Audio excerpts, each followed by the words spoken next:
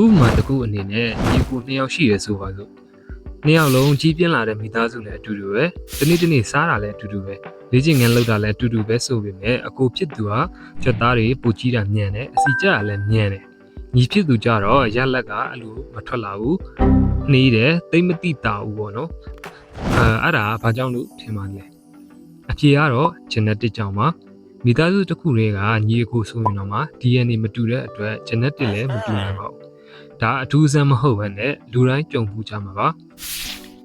ဒါပေမဲ့လူတွေက genetic ကကျွန်တော်တို့ fitness နဲ့ပင်မှာဘာတွေကိုထိန်းချုပ်နိုင်လဲဆိုတာကိုတေချာမသိကြတော့သူများတွေလိုမျိုးရလက်မရလို့လေ့ကျင့်ခန်းကိုလက်လျှော့လိုက်ကြတာ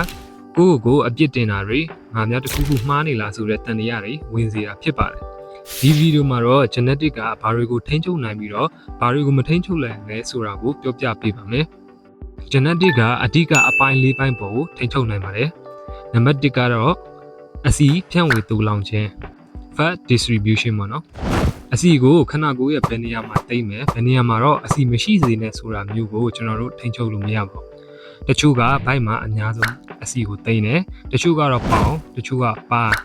တချို့ကတော့လက်မောင်းစသည်ဖြစ်ပေါ့နော်ဒါကြောင့်လဲလူ2ယောက်မှာ body fat percent 2နေတော့မှခန္ဓာကိုယ်အချိုးအစားအမြင်ကလုံးဝကွဲပြားနေတာမျိုးဖြစ်စေတာဖြစ်ပါတယ်နံပါတ်2ကြွက်သားညီတာမညီတာ muscle insertion လို့ခေါ်ပါတယ်ဒီ effect ကအတိအကျဆုံးမြင်နိုင်တဲ့အချက်ပါပဲအထူးသဖြင့်ဘိုက်ကြွက်သားလို့နေရာမျိုးမှာပိုတိတာပါတယ်တချို့က8ပတ်ရှိတယ်တချို့က10ပတ်တချို့ကြောင့်လည်း4ပတ်ပဲရှိတာမျိုးပြောတာဖြစ်ပါတယ်အဲ့ဒါကကျွန်တော်တို့ထိန်းချုပ်လို့မရပါဘူး genetic အတိုင်းပဲရှိနေမှာပါဒါပေမဲ့အဲ့ဒါကတော့ fitness ဘိုင်းဆွမ်းဆောင်ရည်ကိုဘာမှမထိခိုက်စေပါဘူးနံပါတ်3ကြွက်သားမြင်အမျိုးအစားပမာဏကျွန်တော်တို့ခန္ဓာကိုယ်ရဲ့ကြွက်သားအုပ်စုတိုင်းမှာအဓိကအနီရောင်ကြွက်သားမြင်နဲ့အဖြူရောင်ကြွက်သားမြင်ဆိုပြီးတော့ပါပါတယ်အဖြူရောင်ကြွက်သားမြင်တွေကအရွယ်အစားကိုပိုကြီးနိုင်ပြီးတော့ခွန်အားကိုပိုထောက်ပံ့ပေးနိုင်ပါတယ်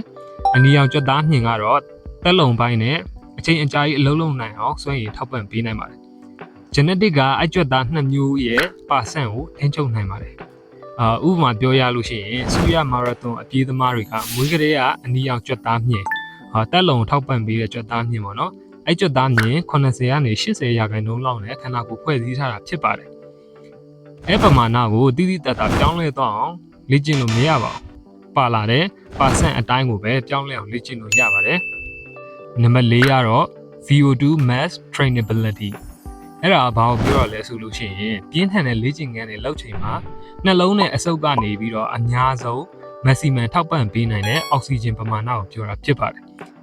သိပ္ပံလေးလာချက်တွေအရလေ့ကျင့်ခန်းတူတူလုပ်ရင်တော့မှတချို့ကအဆုပ်ကနေအောက်ဆီဂျင်ထောက်ပံ့နိုင်တဲ့ maximum ပမာဏကို 10% ပဲတိုးတက်စေပြီးတော့တချို့ကတော့ 100% အထိတိုးတက်နိုင်တယ်လို့တွေးရှိထားကြပါတယ်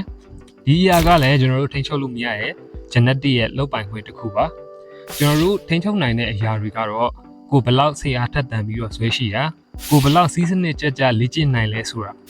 ကိုရဲ့အိတ်ချိန်ဟော်မုန်း level နဲ့ကိုပါစားလဲဆိုတာတွေကိုတော့ကျွန်တော်တို့ကောင်းကောင်းထိန်းချုပ်လို့ရပါတယ်လူတရာမှာ80ကကိုယ့်ရဲ့ genetic potential အပြည့်အဝမပြောနဲ့တဝက်တောင်မှရောက်အောင်မလေ့ကျင့်ကြဘူးလို့ဆိုပါတယ်အဲ့ဒါကဘာကိုပြောပြနေလဲဆိုတော့ genetic ကသူတို့တားဆီးနေတာမဟုတ်ဘဲနဲ့သူတို့ကိုယ်တိုင်ကပဲသူတို့ကိုတားဆီးနေတယ်ဆိုတာပါပဲ